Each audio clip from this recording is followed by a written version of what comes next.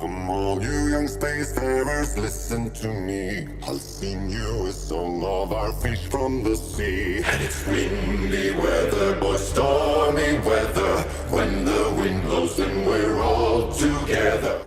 That was a little excerpt from the extended sing-along version of the Stellaris Aquatics trailer, Fish in the Sea. And I don't know if I speak for all of us, but I'm definitely speaking for myself when I say I want more space shanties. Please, Paradox, give us space shanties, and for goodness sake, let them appear in the Stellaris music pack. Boys, blow ye winds Frenchward, and blow ye winds blow. Out to the galaxy, steady she goes. That is a music pack that I would definitely pay for, but moving on, Developer Diary 234 has dropped, Aquatics and 3.2 are out, now what?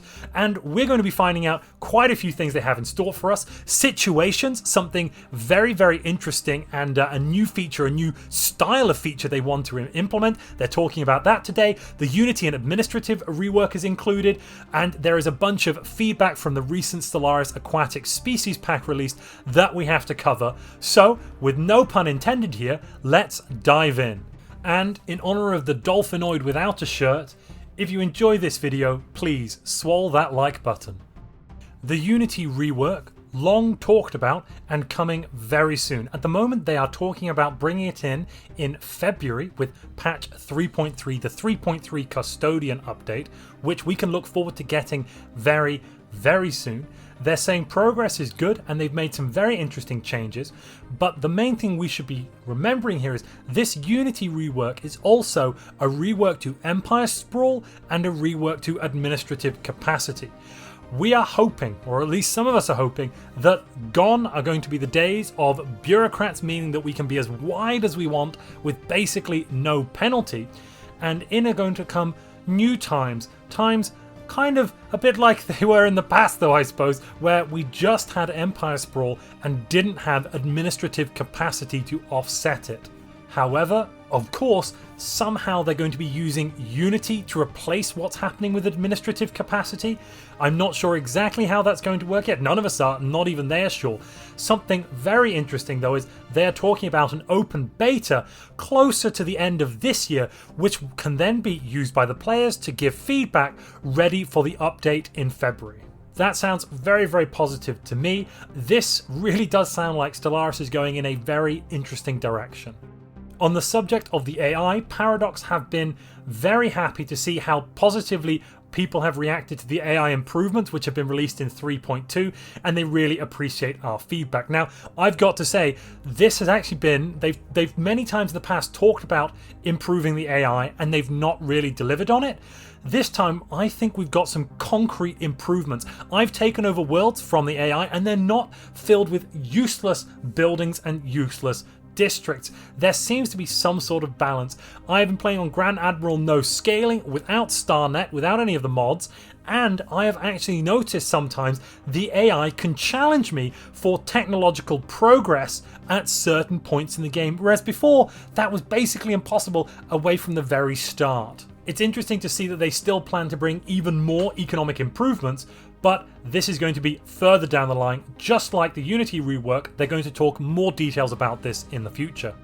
Situations. They're talking about a new system. They're going to call it Situations. It is going to be very similar to the Disasters system in EU4. The goal they have in mind here is to be able to move things like deficits and revolts and such similar struggles into this new system. It is going to be something they don't want to undertake too many changes for all at once, and it's likely they're going to add new situations over multiple updates as the system itself is released. Work on it has started very recently and they look forward to bringing us more progress. But what does this sound like to me? Well, I can definitely say that this sounds, and I am going to say this with much hope, that we could be looking at some sort of internal politics rework. A situation like Disasters, like the Rebellions and Revolt system in EU4, would be progress towards a better version of internal politics than we are currently seeing. they want to buff more of the backlog, and now they're not actually talking about very old DLCs here. The current priorities for buffing, and this might surprise some of you, but the current priorities are Nemesis and Necroids. Nemesis, the most recently released DLC with additional content, noting that Stellaris Aquatics is a DLC, but they like to think of that as a species pack, not a fully fledged DLC.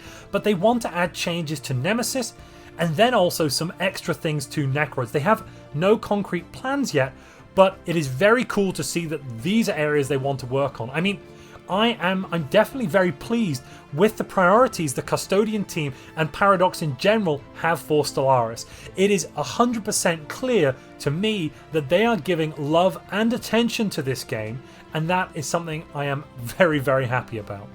And then of course there is a whole slew of other things they want to improve, improvements, bug fixes, content additions that we can all look forward to in future updates. They don't want to mention them all because a lot of them aren't planned, and a lot will happen because they have a passionate team that want to work on many small things that we would like to have, things that will make us, the players, happy. I think that we've had a really great species pack in Aquatics, the Stellaris Aquatics pack we've just had.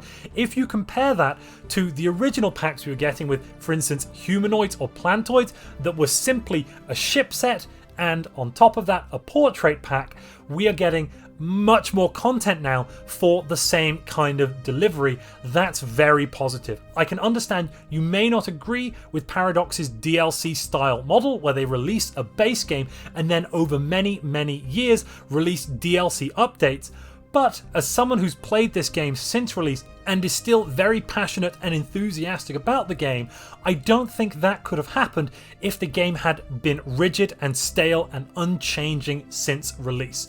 By releasing these DLC, I do think that it allows Paradox to continue to care about, worry about, and maintain a game years after release. If we look at lots of other titles, they get released and then after they are released, there are a few patches and updates, maybe, possibly one or two DLC if you look at the Total War franchise, for instance. But after that point, the game is pretty much dead. You don't get more going on with it. There aren't major changes or updates, and the studios move on to another game. I can see that there are arguments for both sides here, but I am definitely in Camp Paradox. I'm very happy with what they're doing, and I look forward to more content in the future. I've been Montu, thank you for watching. To the galaxy steady she goes. Come the solar winds taking us far, all through the space lanes and out to the stars. It's windy weather, boy, stormy weather. When the wind blows, then we're all together. Boys, blow ye winds fringeward, blow ye winds flow. Out to the galaxy steady she goes. Come on, you young spacefarers, listen to me. I'll sing you a song of our fish from the sea.